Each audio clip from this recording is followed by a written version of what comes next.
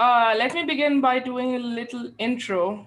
And I think the primary thing here is like we have all these inspirations whenever we start YouTube. And we all have this one dream that we want to be friends with our inspirations. And mostly the benefit of being a friend with your inspiration is you get to learn a lot of stuff behind the screen of how they were dealing with stuff when they were at your position, when they were beginning. And I would just preface one thing. Twitter. I think if Twitter didn't exist in my life, I wouldn't have like I wouldn't come back to YouTube. I wouldn't have been uploading YouTube videos or even have this. I wouldn't be here in PTYA. It's such a long chain of events because I would say I started Twitter and then I followed my inspirations. And then I was like getting this all behind the screens. And one day I thought to read this lovely book called The Third Door. It's by Alex Banayan. I would credit this book as the one that changed my life, like completely changed my life. We would uh, get how this book affected. So, beginning is Twitter and the love for Twitter.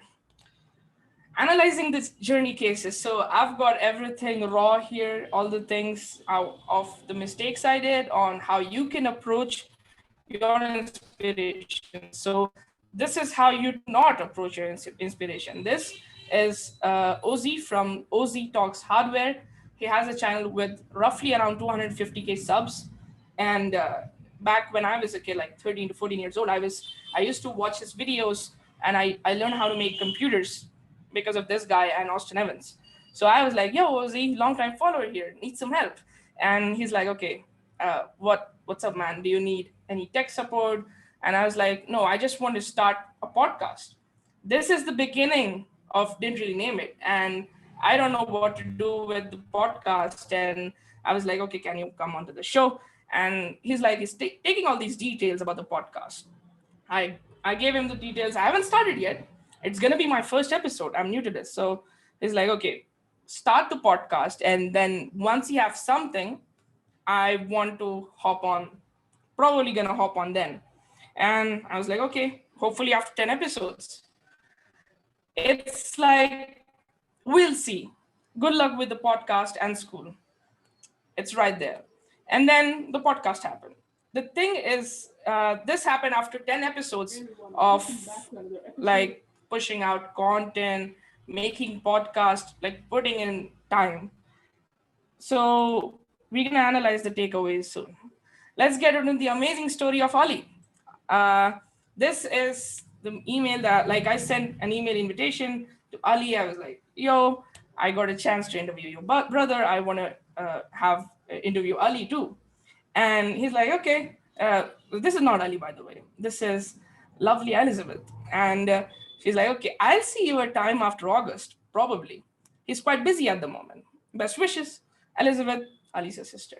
So I was heartbroken and I was like, okay, let's continue. Let's continue on journey. So one day, Ali decided to hop on Twitter. And just like he says, right, waste man, he decides to hop on Twitter. And he's like, okay, people with assistants, do you ever get a feeling like a twat when someone wants to meet / call you and you have to say, my assistant can schedule something? Funny enough, that's what happened with me. And I was like, we were supposed to meet, Ali. But he's like, meet, lockdown, mate, because it was lockdown back then. Sadly, it is a lockdown, apologies.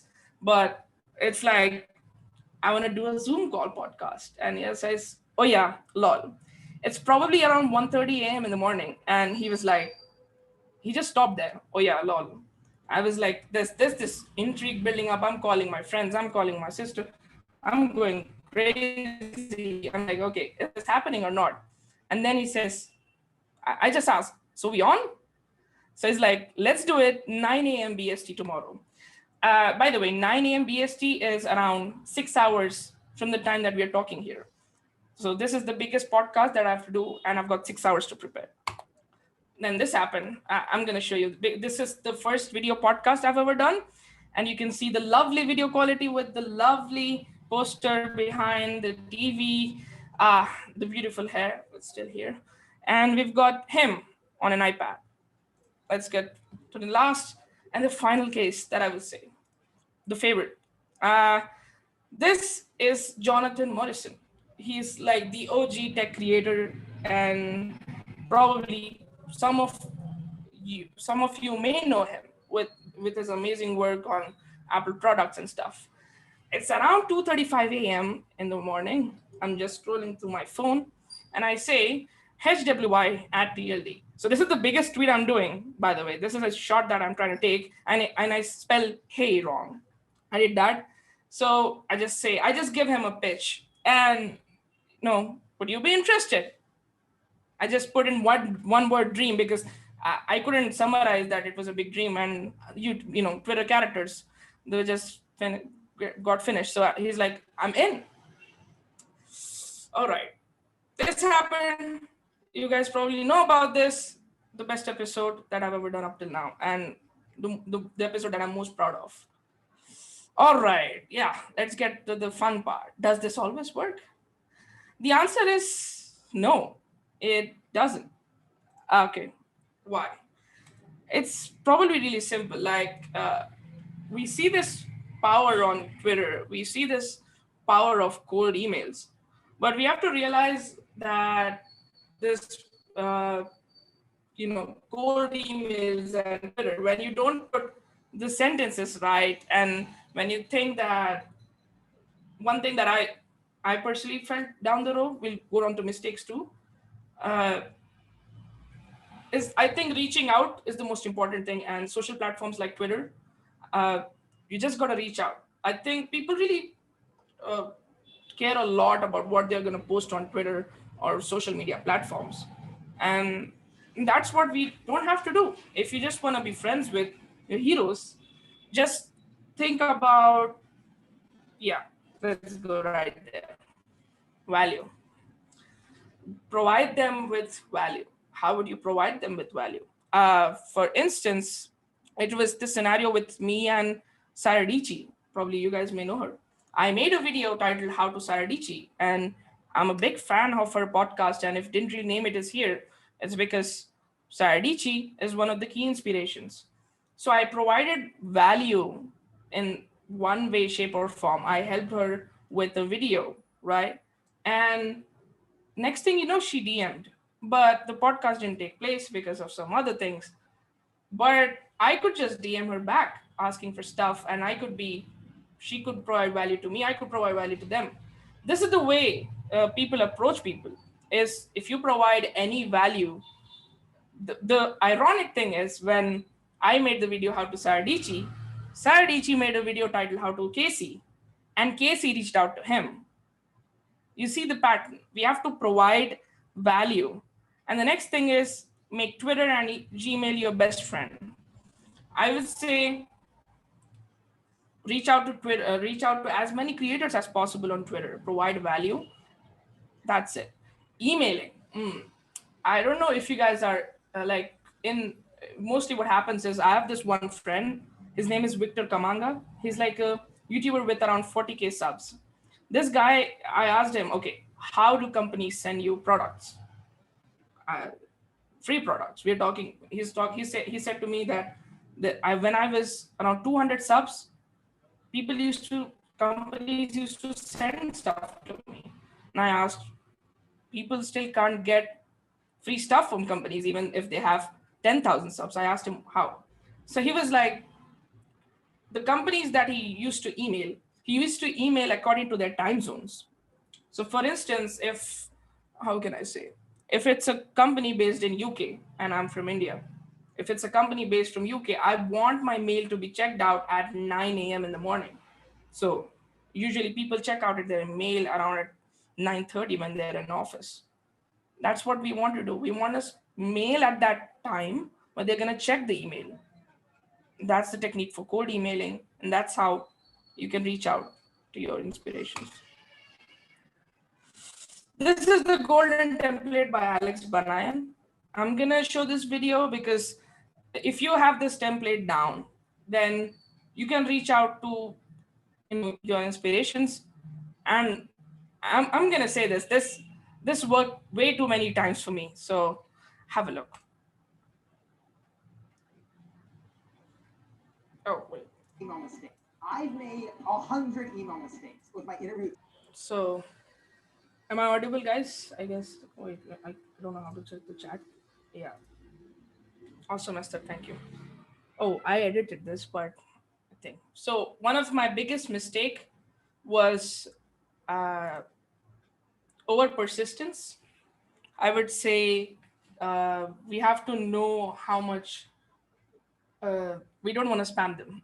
That's it basically, and never ever type resend the same mail to them again or the same message to them again, because this way you're just showing that you just that's over persistent basically. I don't want to say how I can tell it, but over persistence is bad. That's one of the mistakes I did. And this is the most important thing is focus is about holding a pipeline, not target practice. So uh, just work hard on your stuff, make your craft, make your stuff. And there's this I work in this way, all right? So it's like when you provide value, when you do good to the world, there are some forces out of nowhere that help for the stuff that you want to do. And that's what happened. I asked Ali, so why did you even reply to the tweet? Why did you think that it's okay? So he told me that he went through all of my tweets and he was like, I saw you helping people. So I was like, yeah, I'll, you know, let this guy interview me. That's what we want to do. It's that simple. And now that's really it for the presentation, guys. I hope I didn't bore you guys. So question time, let's go. Thank you very much. The everyone was loving your like presentation. Is it? How did you make it? Is it a? Nicola says it's a Prezi one. Is that? Did you? Yeah, it's Prezi. Um, you dropped some really interesting concepts. I'm still digesting them. I don't think we have any questions. I dropped one in the Notion template. I think you already answered it though, when you kind of got to your mistake stuff. I was just wondering, do you have like a standard format that you follow that kind of you just tailor to each person? So do you follow that golden template? Yeah, okay. So the gold where I make the changes in the golden template is uh, you have to establish a sense of relatability between you and the creator that you're trying to reach. For what happened for me was when I gave an example for Jonathan Morrison. You have to establish a relatability and you have to explain your mission clearly. The thing is, the difficult task is you have to say hi, you have to establish relatability, you have to ask what you want, and all within the span of 60 seconds. I've seen this, like if it's more than 60 seconds, it's gone. So I would begin with how they work. You already know what kind of content they make, what kind of jokes they like. So put that in and just put in your mission and create that sense of relatability between you and the creator you're trying to reach out to. I think it's really interesting because I'm for my actual job, I'm trying to like gather like components and stuff, and you're essentially emailing people like being it's trying to establish that that like rapport with someone, but then like also trying to get something out of them. Like it's very interesting. The format that you've like shown is now I think I'm gonna like apply it to like it's not just a Twitter thing, it can be applied to like work emails and like other stuff as well. Yeah, it's good.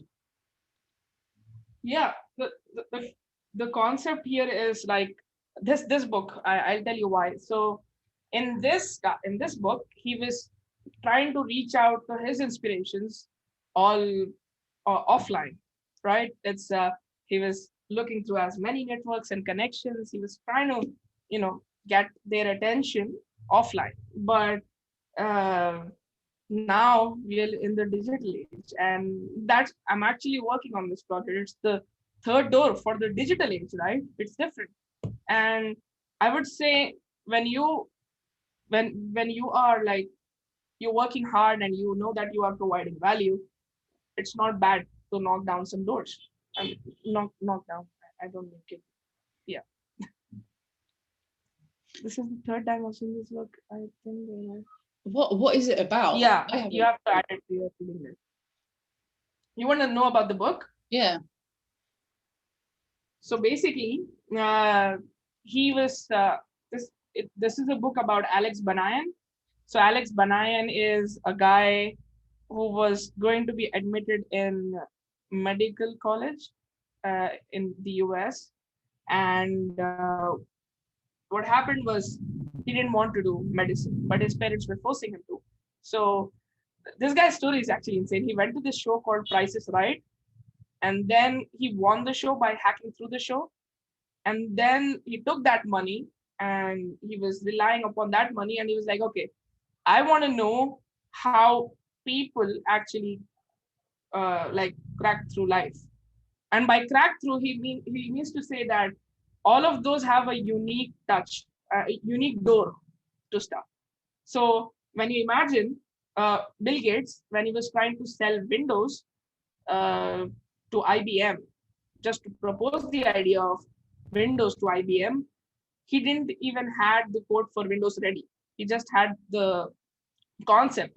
So, you know, he pitched in a way, and he knocked through some doors. That doors, he's talking about that door. Each person who's successful in life, they have this door, and you want to see how you can reach out to your specific person. So there's a door to reach out to their specific person. Here, he interviewed Warren Buffett, Bill Gates, and all this kind of people. I'm not giving any proper justification to this book. This book is amazing. I'm not going to drop my affiliate link. I guess someone has. So, hey, congratulations. Any other questions? Nicola. No. I was just going to say, well, first, quickly, hi to everyone. I'm the new guy that dropped into the group yesterday. So nice to meet you all.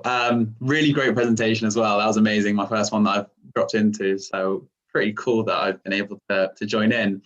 I was going to say, quite coincidentally, firstly, I read the book. It's amazing. I think you did kind of justify it quite well.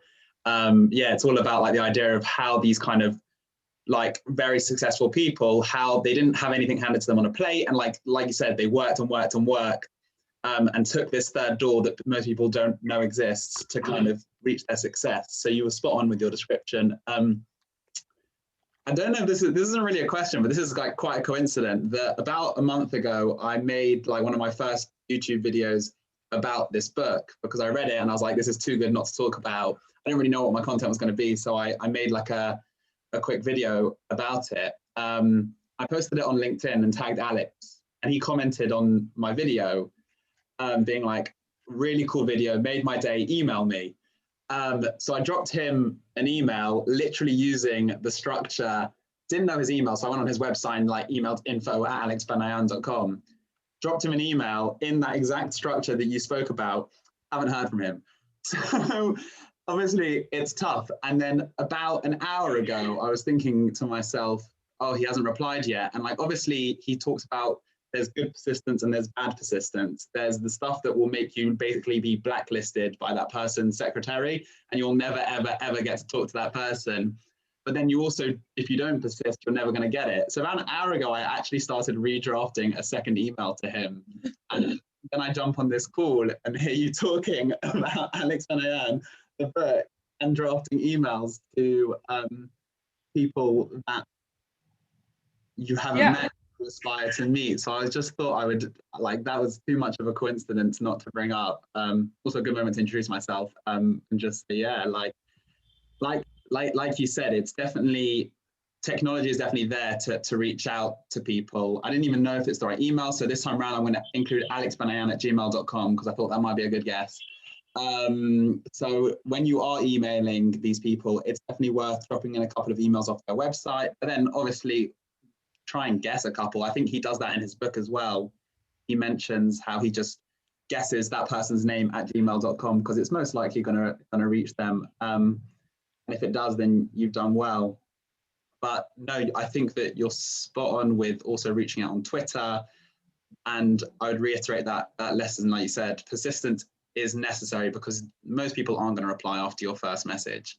But 2 or 3 different styles, give it a bit of time between. I mean, hopefully he replies to this second one that I'm drafting. But yeah, really, really good short talk, and I thought I would drop that into the group. How do you?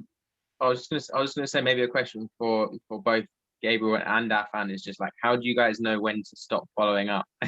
Like, at what point do you not become that person that gets blocked by the secretary? How do you not become that person? Like, when do you stop? Yeah, Gabriel, first share yours and then I'll share mine. I mean, because I've been blocked by Matt Diavela saying that.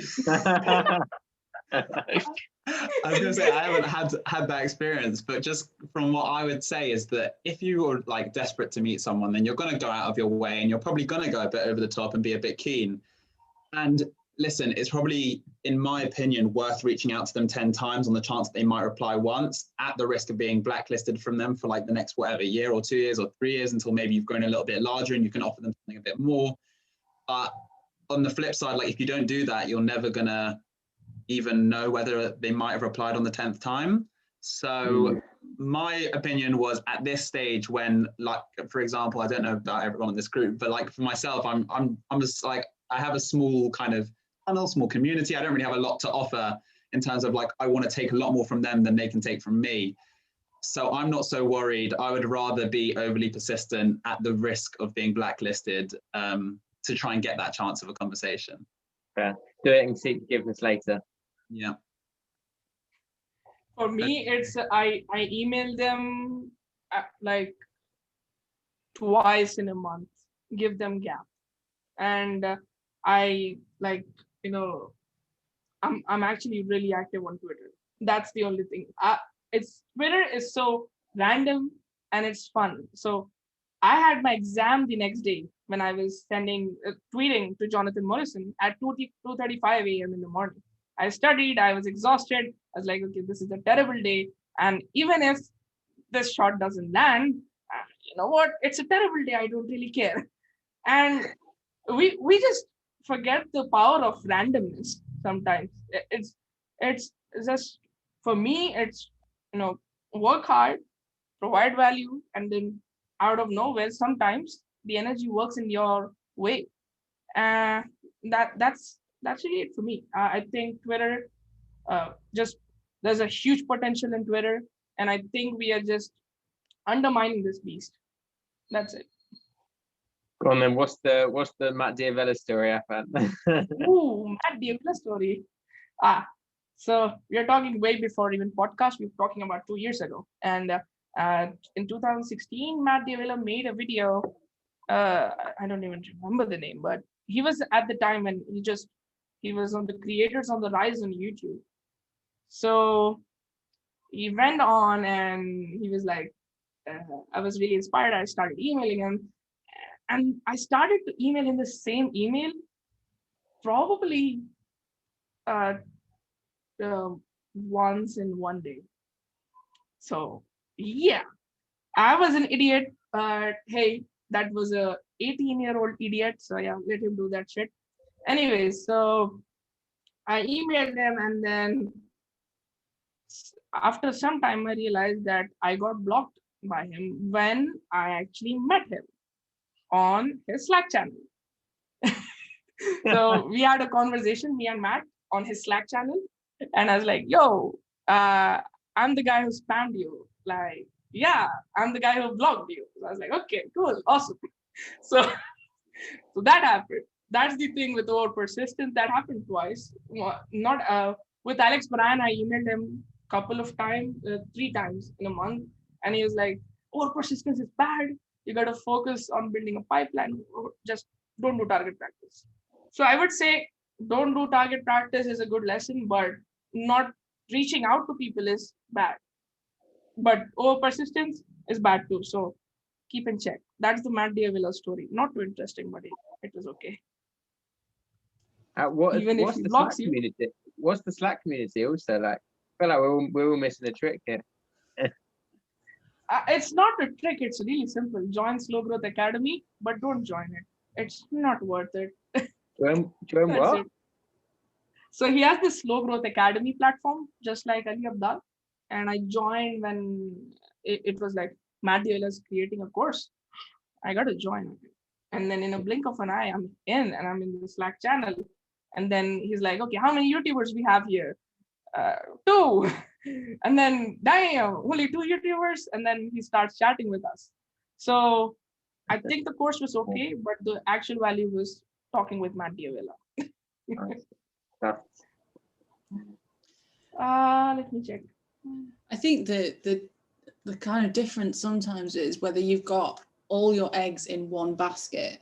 So if you've like put all of your focus on one person, then you can get a bit like, oh, I need this answer. But if you've like emailed all of your heroes, then you can be like, oh, sit back a bit and it's a less pressure. I guess it's like if you email that one like guy that you fancy, there's like all that pressure on that one guy, and then like, whereas you just email them all. So my advice is just email all the guys you fancy. You use email for that, Esther. Yeah. Yeah, I'm formal. I'm like, dear boy, you are. No, I don't. I think the creative way to actually reach out to people is make a YouTube video. I mean, when you are making a YouTube video, when you are editing, when you're putting in the effort, they know that you're putting in the effort. That's it. And yeah, Esther, you're right. When you concentrate and dedicate your time to one person and then you're checking for your inbox, so is that Matt Diavela's newsletter or Matt Diavela's private message? Then that time your mind is like, okay, yeah, that's terrible. I didn't get to reply. But if you email and message multiple people, if you reach out to multiple people, and even if one person replies, hey, that's a win. So, Affan, tell me this. Have you had anybody reach out to you as a hero and ask you for a collab? Yeah, I actually had one guy and he was from India and he was like, okay, I saw you on Ali Abdal's video. He was like the most decent way he reached out to me was, hey, are you that brown guy who was featured on YouTube, Ali Abdal's video? I was like, yeah, I am that brown guy who was featured on Ali Abdal's video. I was like, okay, so how did you do that? So I linked him the video on how did I do that. So it's like reaching out on Twitter, and we landed on a podcast and he's like, so tell me, how did you do this and that? And he was expecting like complicated answers, real complicated answers, like you have to that technique or that. But it's simple. It's simply reaching out. It's simply using these tools, the free available tools that you have. And so like there was this one day where Austin Evans, if you guys know him, he came at the ending of the podcast, the last episode, with Jonathan Morrison. So Austin Evans came in and I was like, okay, you guys know the reaction. I started crying like a kid, but hey, who cares? We're forgetting that. So I saw another session where he was taking $25 to talk with him for 2 minutes. So you can get that for free if you are being creative with the stuff that you're teaching, the way you're reaching out to them. So yeah, the end is being creative, and like they have it's just like a YouTube thumbnail. They should see that. Yeah, that's interesting. We have a question in the chat that says Twitter over email. Any day. What about Instagram? Would it be Twitter, email, Instagram DM, or? It would be Twitter, Gmail, and then Instagram. Because whenever you message on Instagram, you go to another section. So when you're an influencer and when you have hundreds of thousands of followers, you open up your Instagram, there's like another section where you can accept people's messages. And what happens is your message may be legit, but there are people who's like, have you seen GameStop stock growth? I'm an investor broker and I can help you out with your investing stuff. So that and your message all gets in the same place, and then your message doesn't get delivered. But on the other hand, so let's talk about the one problem with Twitter. Some creators don't have their DMs open. How do you reach them? And then people are really scared that, okay, if I tweet this in public, people are gonna think, oh, this guy is like just reaching out to people. I asked Ali, okay, what do you think about this? And he's like, no one really cares. No one really cares. It's but when you deliver the results, people start caring. That's weird, right? But I would say Twitter first, then email, and then Instagram. Yeah, I would add to that that I think that it's something that's become quite clear through your messages that you gave in your presentation, whether the better that they got, the more personal they got. You clearly showed some kind of connection or value that they'd given to your life. Like the first one was like, hi, what's up? Can I get some advice? And then obviously they went to like, I've been watching you since this age, or like with Ali, like you had like an in with them, like you had something that connected you. And I think it kind of reminds me of when I was applying to like jobs out of university, like the most difficult paragraph they say in your cover letter when you're applying to a company is the one that like shows the company that you've put in the effort to look into them and like showing them that you have value and like there's a link between you and them, like what benefit you're deriving. I think people are the same. They like to show that their work's been appreciated. They're not just being cold emailed, like you've put in the effort, you're actually a fan. Here's the one unique thing. Like if you use the word waste man in a message to Ali, he'll probably be like, oh, this person probably watches my content. And just these little hints that you wouldn't be able to do if you weren't actually a fan. So there's definitely that aspect of it. It doesn't have to be over the top. Like you did this and this and this and this. It's, I guess, just in the wording and a couple of things is definitely really important. But like, I think that the one thing that I'd go above that is, like you said, if you could, for example, make a 30-second video and put it on Twitter, you're instantly leaping above everyone else who's sending them a message. They're seeing your face. They know you're a real person. They're listening to like your struggles. You can get a lot more out in 30 seconds of talking than you can in what it takes someone to read for 30 seconds. So if that's genuinely like a way that you want to do it, then either via email or via Twitter, definitely like just hold up your camera, like and speak for 30 seconds, send that to them.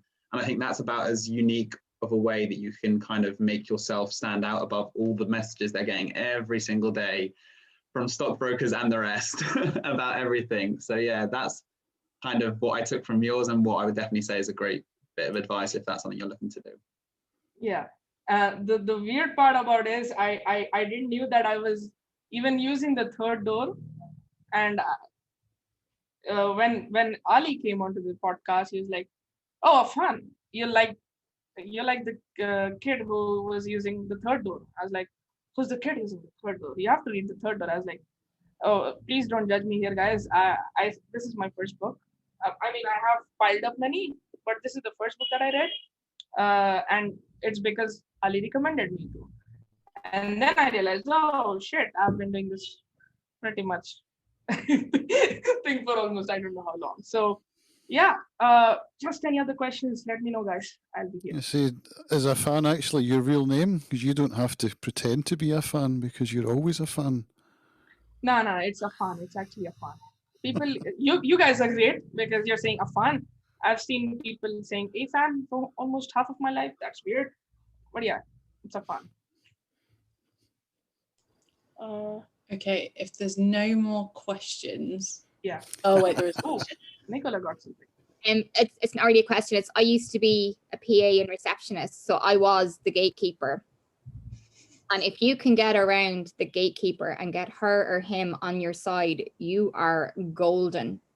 That means the gatekeeper is seeing a couple of hundred of the exact same messages every day. If you can send a video, and I know a few people have said here, like, send a video, like, seriously, that will grab their attention and they will run to their boss with it, rather than like, oh, I've got another like 40 one-line emails, because you can say a lot in 30 seconds compared to what you can read in 60 seconds.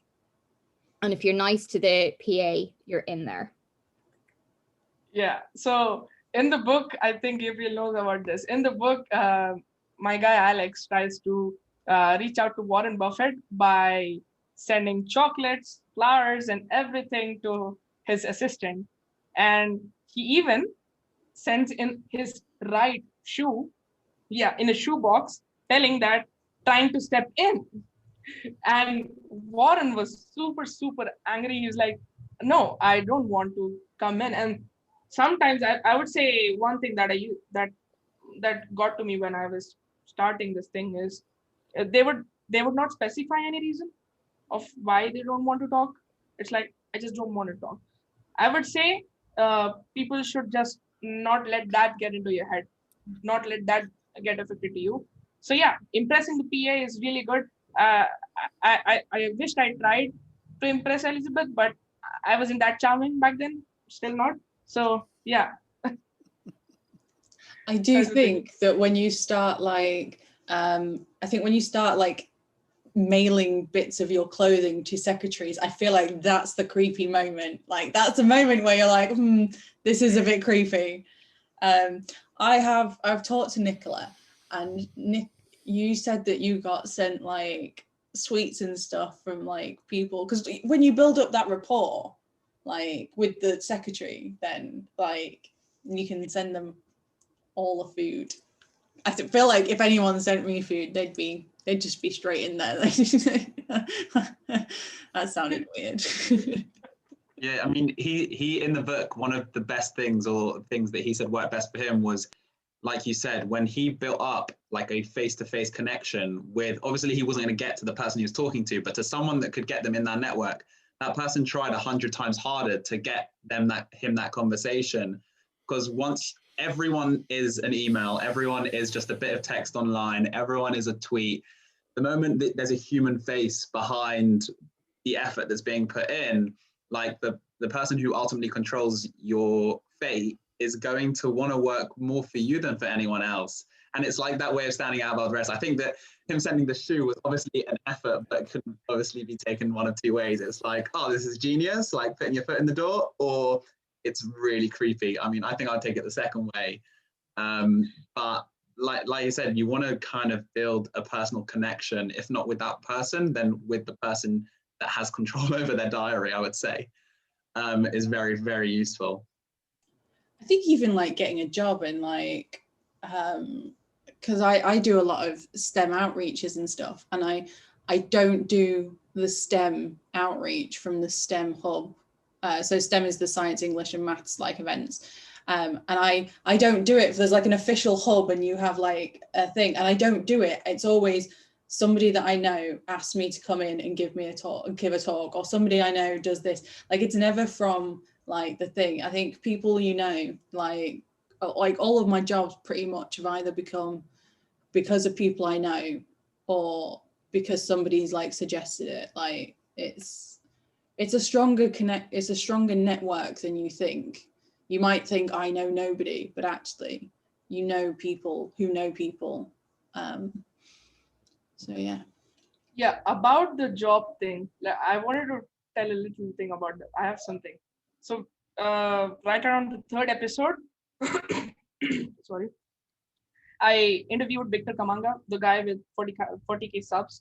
I reached him through, obviously, lovely Twitter. And when he came onto this podcast, he enjoyed the podcast. He was having a really good conversation because we were talking stories of when he was a kid, and he was meeting Marcus Brownlee. He was hanging out with Austin Evans and all the big creators in the space. So out of nowhere, right out of the podcast ends, he was like, okay, Affan, um, do you make YouTube videos? I was like, yeah, I have a couple here. And he's like, I like your editing. Would you be working as a video editor for my marketing firm? So I worked for around 6 months and then gained the experience. And then part-time YouTuber Academy happened. And then I was, that's another thing. I was blessed with amazing clients. One of my clients is here, Charles, amazing guy. And it's just the power of network out of nowhere, right? I didn't specify a lot that I was a video editor. I was just putting it out there, and Charles knew that, oh, Affan edits videos. Let's see his portfolio. It's his YouTube videos. And okay, that's it. He was impressed. I would say things lead to another things too. So that shot is worth taking sometimes.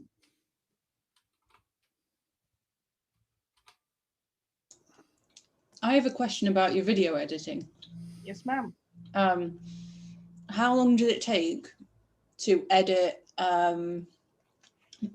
Nicola just pulled her face at you calling me ma'am. She was like, "Ma'am, Esther." I was like, "Yeah, I can be a ma'am." That is so polite. I love that. Don't stop. Affan is the politest person, and I'm just eating and talking at the same time.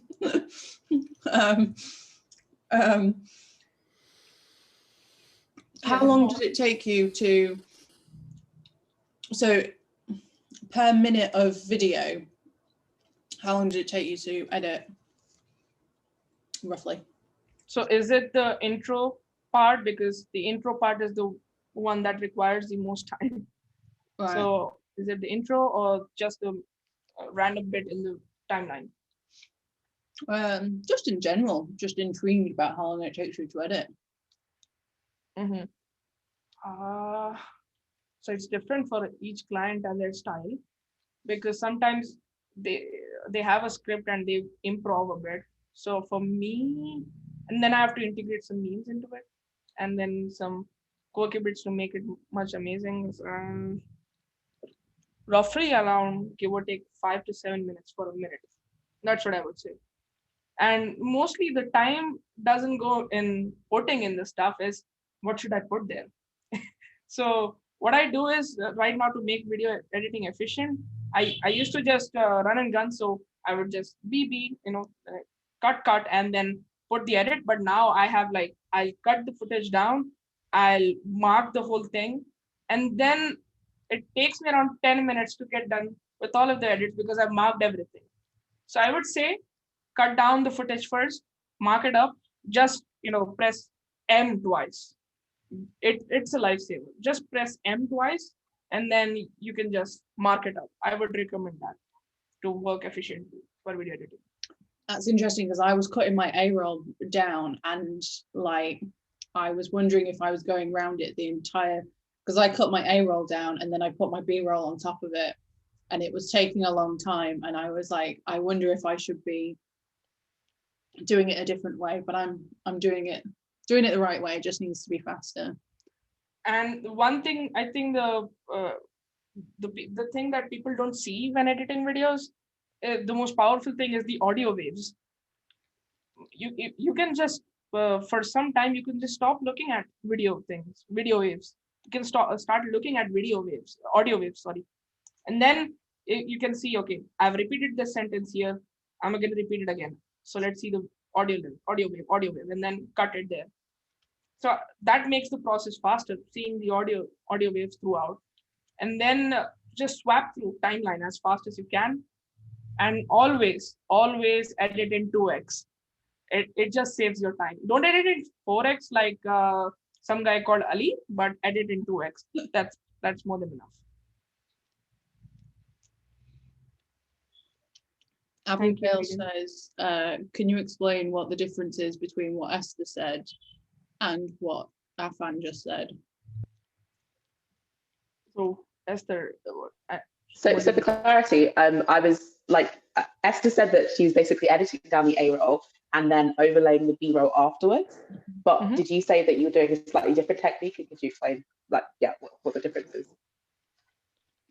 Yeah, so the difference between so Esther, when she cuts down her A roll, then she thinks that she has to put another layer, like the one that she wants to put, and then each segment, it takes a lot of time for her. So what I'm saying is, cut the A roll first, the complete A roll first, mark the segments you want to, and then when you come back, it doesn't take a lot of time, because you just what happens is, when you, again, the word I would say is motivation. When you're not getting that specific bit right, and you're like, okay, I don't want to edit this anymore, I'm getting uninspired. So rather than that, just cut the A roll first, then put all the stuff in. This way, at least your video gets cut down and now you're ahead. That's one thing. Cheers. Okay, I think that's really it. I'm going Most to welcome. Thank you. stop the recording. Awesome. And then